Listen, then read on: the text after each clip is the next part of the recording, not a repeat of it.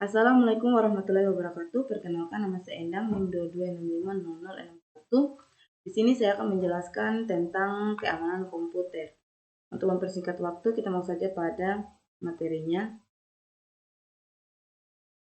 Keamanan komputer mengapa dibutuhkan? Information Based Society menyebabkan nilai informasi menjadi sangat penting dan menuntut kemampuan untuk mengakses dan menyediakan informasi secara cepat dan akurat menjadi sangat esensial bagi sebuah perusahaan maupun personal. Infrastruktur jaringan komputer seperti LAN dan internet memungkinkan untuk menyediakan informasi secara cepat, sekaligus membuka potensi adanya lubang keamanan security. Kehajatan komputer meningkat karena yang pertama, aplikasi bisnis berbasis TI dan jaringan komputer meningkat. Kedua, desentralisasi server. Ketiga, transisi dari single vendor ke multi vendor. Keempat, meningkatnya kemampuan attackers dan kurangnya kemampuan pengguna sistem. Kelima, kesulitan penegak hukum dan belum adanya ketentuan yang pasti. Keenam, semakin kompleksnya sistem yang digunakan, semakin besar source kode program yang digunakan. Terakhir, berhubungan dengan internet. Pengantar keamanan komputer atau computer security adalah disiplin ilmu dan praktik untuk melindungi komputer, jaringan, dan sistem informasi dari ancaman dan serangan yang dilakukan oleh pihak yang tidak berwenang atau jahat. Keamanan komputer mencakup segala aspek yang berhubungan dengan proteksi terhadap pengguna, penyebaran, dan manipulasi informasi digital. Prinsip dasar keamanan komputer. Yang pertama, confidentiality atau dalam kurung kerahasiaan. Berarti menjaga kerahasiaan informasi dengan melakukan pembatasan hak akses seseorang yang paling umum dengan menggunakan enkripsi. Contoh data yang harus dijaga kerahasiaannya seperti data-data yang sifatnya pribadi, nama, tanggal lahir, penyakit yang pernah diderita, nomor kartu kredit, nama ibu kandung, dan sebagainya. Data-data milik perusahaan atau perusahaan. Kedua, integriti atau dalam kurung keaslian. Berarti menjamin bahwa data informasi yang dimiliki terjaga keasliannya, tidak berubah tanpa pemilik informasi. Integriti merujuk pada tingkat kepercayaan terhadap suatu informasi. Di dalam integriti terdapat dua mekanisme keamanan, yaitu mekanisme preventif dan mekanisme detektif. Availability dalam kurung ketersediaan berhubungan dengan ketersediaan informasi ketika dibutuhkan, artinya informasi harus selalu tersedia saat dibutuhkan oleh user dan dapat dengan cepat diakses. Keempat, authentication dalam kurung autentikasi. Metode untuk menyatakan bahwa informasi betul-betul asli atau orang yang mengakses atau memberikan informasi adalah betul-betul orang yang dimaksud. Kelima, authorization dalam kurung otorisasi. Memastikan bahwa pengguna hanya memiliki akses yang diperlukan untuk melakukan tugas mereka dan mencegah penggunaan yang tidak sah atau penyalahgunaan hak akses. Dengan memberikan hak akses yang tepat, sistem dapat mengontrol akses pengguna dan menjaga keamanan sumber daya dan informasi yang sensitif. Keenam, non-repudiation dalam kurung tidak dapat dibantah. Non-repudiation atau tidak dapat dibantah merujuk pada konsep dalam keamanan komputer, di mana pengirim sebuah pesan atau transaksi tidak dapat membantah atau melakukan tersebut. Bisa dilihat sini ancaman keamanan komputer secara umum. Pertama, manusia, hacking atau cracking atau siapa saja yang berusaha atau telah mengakses sistem tanpa izin dari pihak yang berwenang. Tujuannya bisa untuk melakukan pencurian data informasi atau perusahaan. Kedua, memasukkan program ilegal seperti virus ROM, malicious software, dan kemampuan user yang terbatas dalam menggunakan dan memelihara sistem. Hardware failure, tidak stabilnya listrik dalam jangka waktu panjang sehingga mengakibatkan kerusakan pada perangkat. Terjadinya korsleting listrik yang dapat mengakibatkan terhentinya proses sistem atau bahkan kerusakan sistem. Segala macam bentuk gangguan fisik yang berdampak langsung maupun tak langsung terhadap perangkat.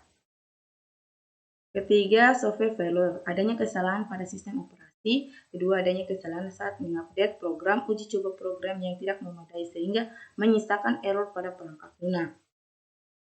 Keempat, alam merupakan ancaman yang tidak dapat bisa dicegah seperti banjir, gempa bumi, kebakaran, dan sebagainya. Ancaman keamanan komputer. Yang pertama, keamanan yang bersifat fisik, termasuk akses orang ke gedung, peralatan, dan media yang digunakan. Contohnya, denial of service dilakukan misalnya dengan mematikan peralatan atau membajiri saluran komunikasi dengan pesan-pesan yang dapat berisi apa saja, karena yang diutamakan adalah banyaknya jumlah pesan. Kedua, wiretapping atau hal-hal yang berhubungan dengan akses ke kabel atau komputer yang digunakan juga dapat dimasukkan ke dalam kelas ini. Ketiga, scene flood attack, di mana sistem host yang dituju dibanjiri oleh pemerintah sehingga dia menjadi terlalu sibuk dan bahkan dapat berakibat macetnya sistem. Keamanan yang berhubungan dengan orang atau personel. Identifikasi user nama dan paspor. Kedua, profil risiko dari orang yang mempunyai akses pemakai dan pengelola. Ketiga, keamanan dari data dan media serta teknik komunikasi. Yang pertama itu enkripsi, firewall, VPN. Keamanan dalam operasi. Adanya prosedur yang digunakan untuk mengatur dan mengubah sistem keamanan dan juga termasuk prosedur setelah serangan post-attack resolver. Security attack models. Menurut William Stallings, Network and Internet Security, Prentice Hall 1995, serangan attack terdiri dari source interruption attacks, destination, terus interruption itu perangkat sistem menjadi rusak atau tidak tersedia. Serangan ditujukan kepada ketersediaan aplikasi dari sistem. Contoh serangan adalah denial of service attack. Kedua, interception, pihak yang tidak berwenang berhasil mengakses aset atau informasi. Contoh dari serangan ini adalah penyadapan, sniffing man in the middle, phishing, keyloging, wiretapping. Ketiga, modification, pihak yang tidak berwenang tidak saja berhasil mengakses akan tetapi dapat juga mengubah tamper aset. Contoh dari serangan ini antara lain adalah mengubah isi dari website dengan pesan-pesan yang merugikan pemilik website. Terakhir, fabrication, pihak yang tidak berwenang dapat membuat hardware dan software palsu untuk mengontrol sistem. Contoh dari serangan jenis ini adalah memasukkan hardware seperti aslinya dan atau memasukkan pesan-pesan palsu seperti email palsu ke dalam jaringan komputer. Ilustrasi serangan keamanan komputer. Internet service providers, hackers dan snipers, internet dan government. Ilustrasi pengguna firewall untuk keamanan komputer. Bisa kita lihat di sini, firewall berfungsi sebagai penghalang yang mengontrol lalu lintas data antara jaringan internal dan eksternal untuk melindungi sistem dari serangan akses yang tidak sah atau aktivitas berbahaya lainnya.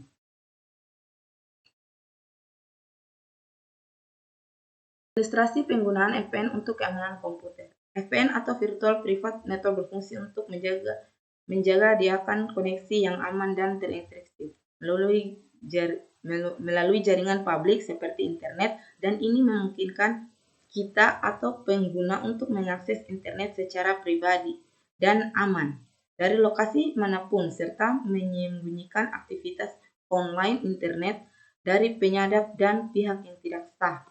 Dan VPN juga sering digambar untuk membuka akses ke konten yang dibatasi geografis dan untuk mengamankan koneksi saat terhubung ke jaringan Wi-Fi atau publik. Security breach incident.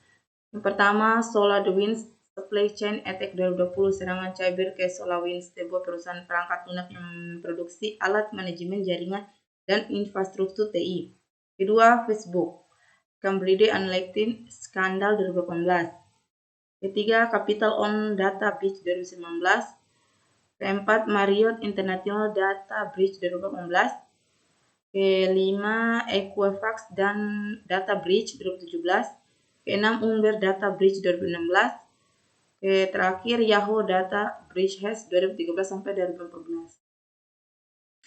Serangan ransomware WannaCry pada tahun 2012 menyerang sistem komputer global termasuk di dalamnya layanan kesehatan di Inggris, perusahaan otomotif Renault dan operator telekomunikasi Spanyol Telefonica. Pelanggaran data LinkedIn pada tahun 2012 yang mengakibatkan sekitar 160 juta akun pengguna bocor termasuk nama pengguna sandi dan alamat email. Serangan hacker pada Sony Pictures pada tahun 2014 yang mengakibatkan banyak dokumen pribadi rahasia bocor termasuk informasi tentang karyawan dan aktor Hollywood. Serangan keamanan komputer pada situs web Target pada tahun 2013 yang mengakibatkan pencurian informasi pribadi sekitar 110 juta konsumen. Pelanggaran keamanan pada situs web eBay pada tahun 2018 yang memengaruhi sekitar 145 juta akun pengguna termasuk nama pengguna, alamat email, dan nomor telepon. Serangan keamanan pada jaringan JP Morgan Chase pada tahun 2018 yang mengakibatkan informasi pribadi sekitar 76 juta rumah tangga dan 7 juta perusahaan terkena dampak termasuk nama, alamat, nomor telepon, dan alamat email. Pelanggaran keamanan pada situs web Adobe pada tahun 2012 yang memengaruhi sekitar 36 juta akun pengguna termasuk nama pengguna, alamat, email, dan kata sandi terenkripsi. 15 contoh kasus nyata akibat dari jebolnya sistem keamanan komputer di Indonesia. Yang pertama, pembobolan situs web KPU pada pemilu 2019. Serangan ransomware WannaCry pada tahun 2017 yang menyerang banyak institusi dan perusahaan di Indonesia. Pembobolan situs web Kominfo oleh hacker pada tahun 2016. Pembobolan situs web Bank Mandiri pada tahun 2015. Serangan DDoS pada situs web BCA pada tahun 2014. Pembobolan database warga negara Indonesia di Malaysia pada tahun 2013. Pembobolan situs web PT Telkomsel pada tahun 2012. Pembobolan situs web Universitas Gadjah Mada tahun 2019. Serangan DDoS pada tahun Pemerintah Indonesia pada tahun 2010. Serangan Trojan Stuxnet pada instalasi nuklir Bushehr di Iran yang melibatkan perusahaan asal Indonesia pada tahun 2010. Serangan hacker ke situs web Mabes Polri pada tahun 2009. Serangan hacker ke situs web Presiden Republik Indonesia pada tahun 2008. Pembobolan situs web Kedubes Australia di Indonesia pada tahun 2007. Serangan virus I Love You pada tahun 2000, serangan virus Melissa pada tahun 1999. 7 prinsip keamanan komputer. 7 prinsip dasar pada keamanan sistem. Yang pertama, menetapkan kebijakan keamanan yang baik sebagai dasar untuk desain sistem. Perlakuan keamanan sebagai bagian integratif dari keseluruhan sistem. Perjelas batas keamanan fisik dan logik yang diatur oleh dokumen kebijakan keamanan. 4. Pastikan pengembang dilatih tentang cara mengembangkan keamanan perangkat lunak. Kelima, kurangi risiko ke tingkat yang dapat diterima. Keenam, asumsikan bahwa sistem eksternal tidak aman. Ketujuh, identifikasi potensi pertukaran antara pengurangan risiko dengan peningkatan penurunan biaya dalam aspek lain efektivitas operasional. Kerangka kerja keamanan informasi. Kerangka kerja keamanan informasi ISO 2007 adalah standar internasional yang mengatur praktik terbaik untuk mengelola keamanan informasi dalam sebuah perusahaan. Standar ini memberikan panduan untuk merancang, menerapkan, mengoperasikan, memonitor, memeriksa, memelihara, dan meningkatkan sistem manajemen keamanan informasi. ISM adalah kependekan dari Information Security Management System, sistem manajemen keamanan informasi. ISO 27001 memiliki 4 tahap utama dalam implementasinya. Yang pertama, inisiasi. Pada tahap ini perusahaan menentukan skop dari sistem manajemen informasi yang akan diterapkan dan menetapkan tanggung jawab sumber daya dan persyaratan untuk melaksanakan ISMS. Perencanaan, implementasi, evaluasi. Terima kasih, hanya saja yang bisa saya jelaskan tentang keamanan komputer. Wassalamualaikum warahmatullahi wabarakatuh.